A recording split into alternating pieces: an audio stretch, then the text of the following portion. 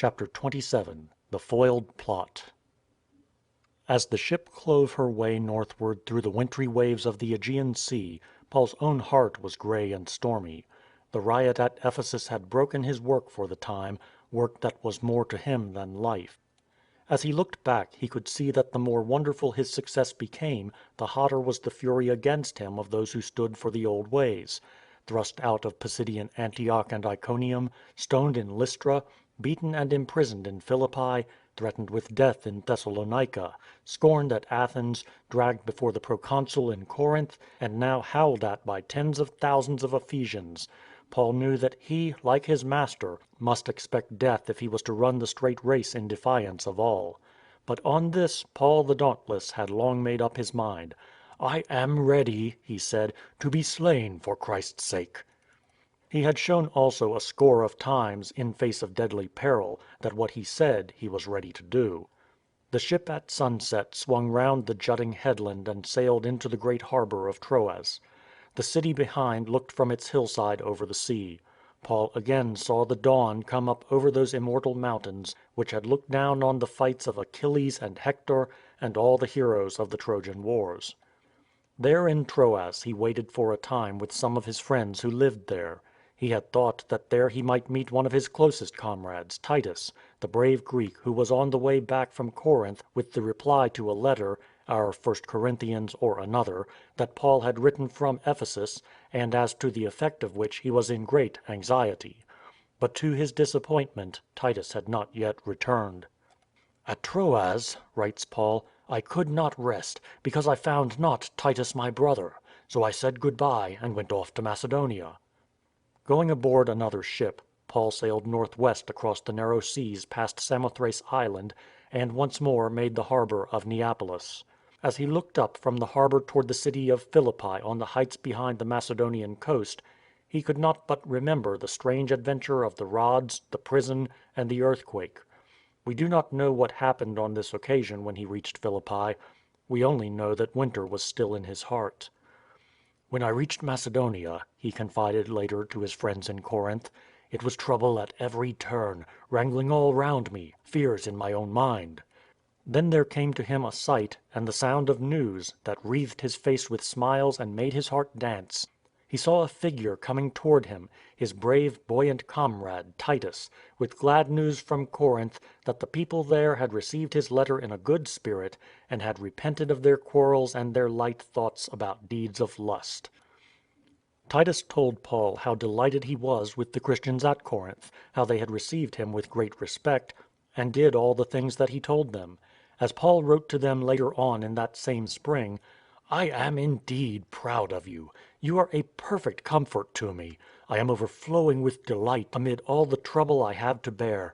Titus gave me such a report of how you longed for me, how sorry you were, and how eagerly you took my part, that it filled me with joy. I told Titus of my pride in you, and have not been put to shame. I am glad to have full confidence in you." But there was still a cloud on the sky which needed clearing away. Some men there were who questioned Paul's authority to write to them, telling them how to behave and to live as Christians.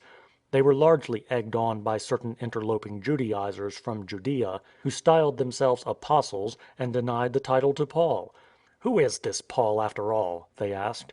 Paul put forward in reply a claim that indeed must have made those " very eminent apostles," as he calls them in irony, wince, when they came to ask whether they had ever done anything that touched the dauntless courage of Paul.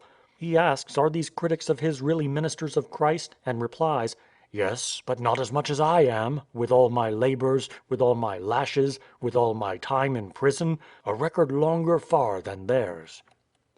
I have been often at the point of death. 5 times have I got 40 lashes, all but one, from the Jews.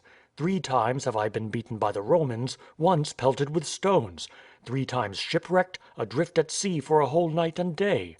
I have been often on my travels. I have been in danger from rivers and robbers, in danger from Jews and Gentiles, through dangers of town and desert, through dangers on the sea, through dangers among false brothers, through labour and hardship, through many a sleepless night, through hunger and thirst, starving many a time, cold and ill clad and all the rest of it."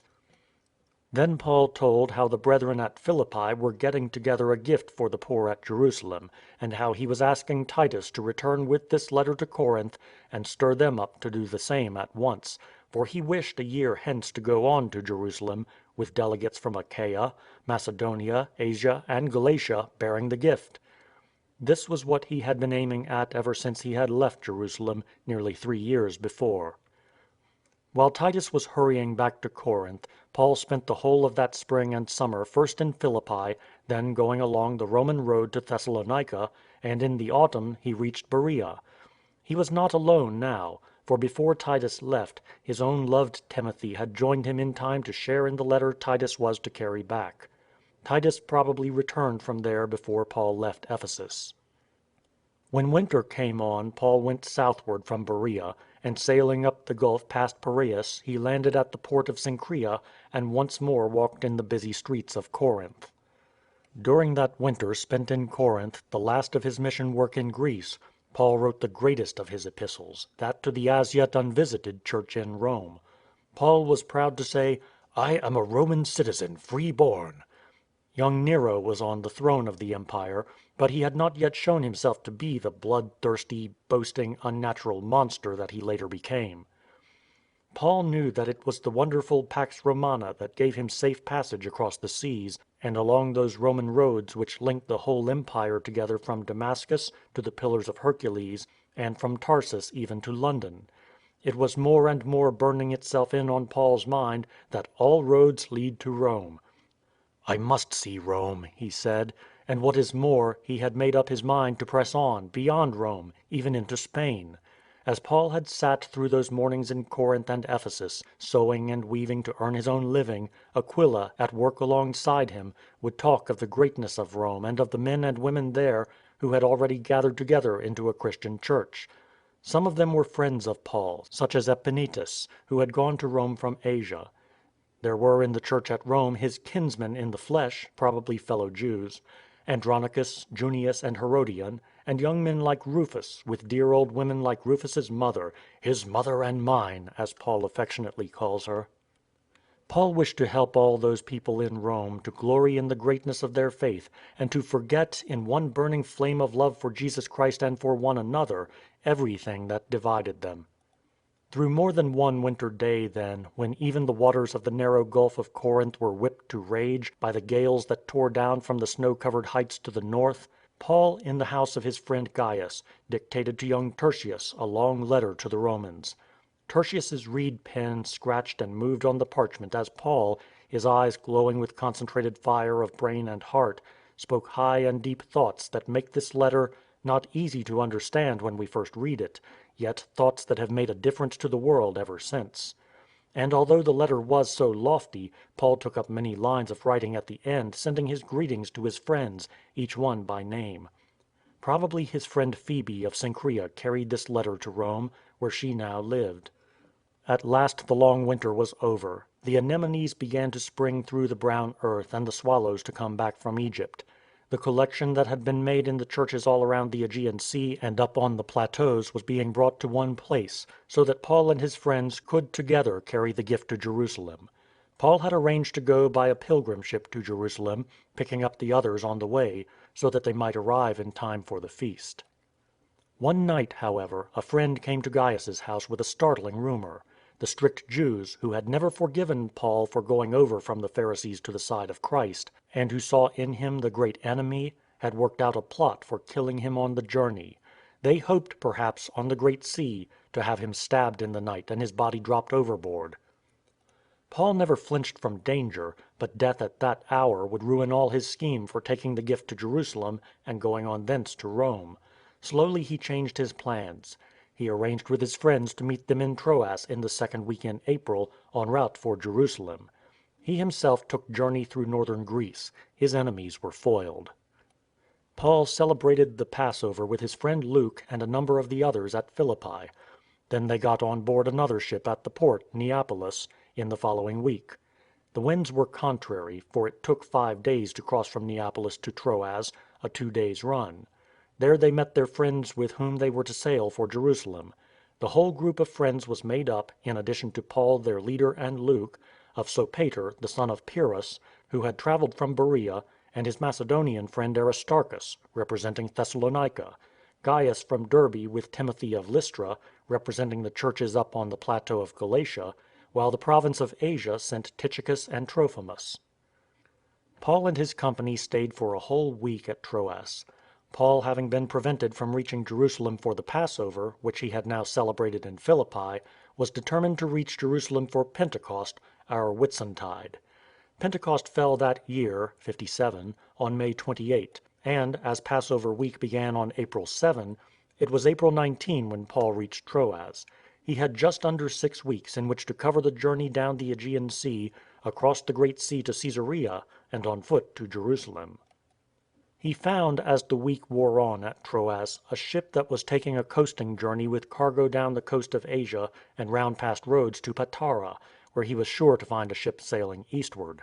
The ship would not run into the Gulf of Ephesus, but would wait for some days at Miletus beyond the Gulf to discharge and take up cargo. This would give Paul an opportunity for saying farewell to his close friends of Ephesus. He therefore decided to go aboard that ship. Paul with his friends, on the last day of their stay in Troas, on the first day of the week, April 25, went together to a large house 3 stories high. Going up by the stone stairs outside the house, they opened the door of a large room at the top of the building where they could, undisturbed and uncrowded, hear the great leader, the fame of whose work and adventure in many lands and on the waters was known to them all. The evening waned. As the swift darkness came on, servants brought little lamps, and soon the flickering lights from many wicks cast soft lights and shadows over the thoughtful faces of those who listened while Paul spoke to them. The stars came out. The night wore on. It was midnight. And still Paul, full of the glory and wonder of the story of God's power and love and holiness shown in Jesus Christ, spoke on. And still the people, lost to all thought of time, listened. A lad, Eutychus, sat on the window sill, gazing long with reverence at the daring pioneer, who stood there with glowing face and with hands gnarled with work, the hero of 100 adventures in travel. But now midnight was past. Eutychus was very tired. He drowsed and nodded and then fell fast asleep. He drooped perilously in the window. Suddenly there was the sound of a cry and sickening thud. Eutychus had overbalanced and had fallen headlong from the window 3 stories high. He lay on the ground in the dim starlight, horribly still and white. Paul and Luke rushed down. Luke, the physician, looked for breathing or heartbeat. He was sure that the young man was dead. The others gathered round, their faces and voices full of sorrow. Paul threw himself down and held the body close to the warmth and the breathing of his own body.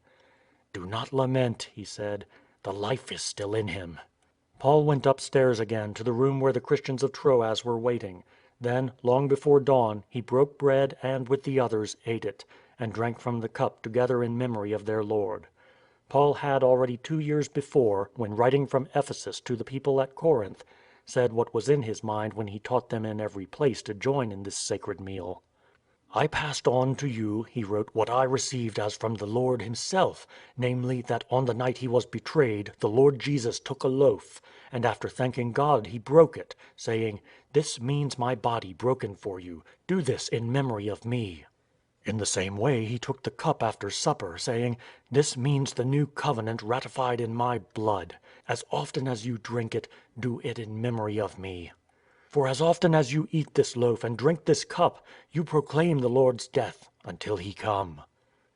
Paul, when they had broken bread, continued his talk with his friends till the first faint light of dawn from beyond Mount Ida beyond Troas dimmed the light of the lamps.